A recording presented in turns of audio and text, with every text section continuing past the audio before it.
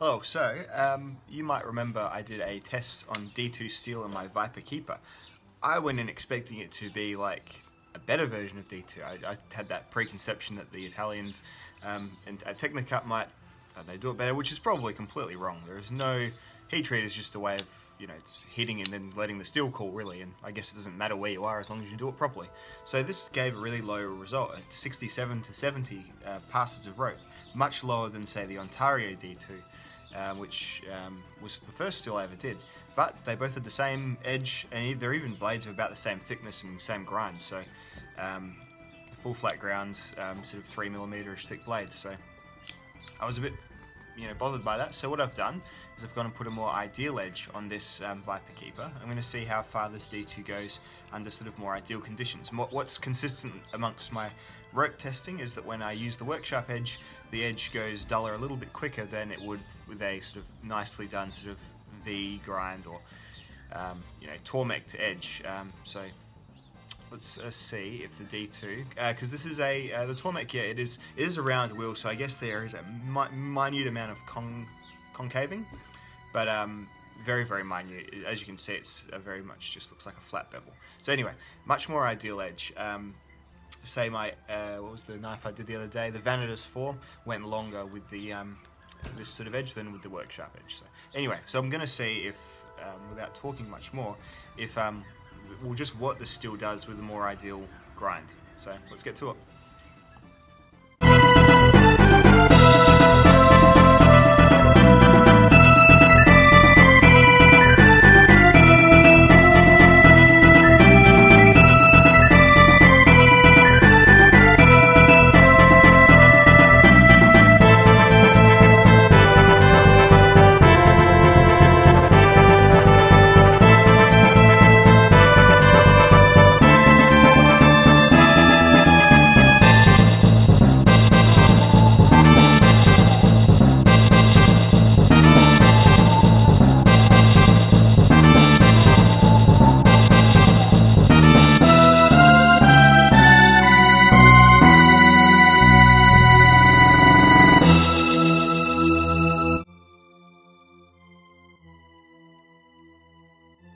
So yeah, 95 cuts just now.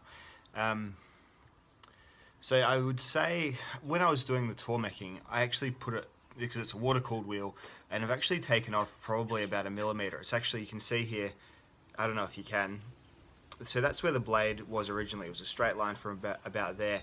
I've actually backed it up a fair bit, like removed a fair bit of material, thinking that maybe the edge had been burnt, either by the factory or by me just workshopping it, which I'm pretty sure doesn't happen because I do a dip and I haven't noticed any other of these sorts of problems. But I did remove a bunch of steel anyway, and it's still giving a pretty low number with what should be, that's not even reaching the Rat 1 in D2 with the workshop edge. 95 is too low. So I think there's an issue with this knife's heat treatment. It could just be a one-off.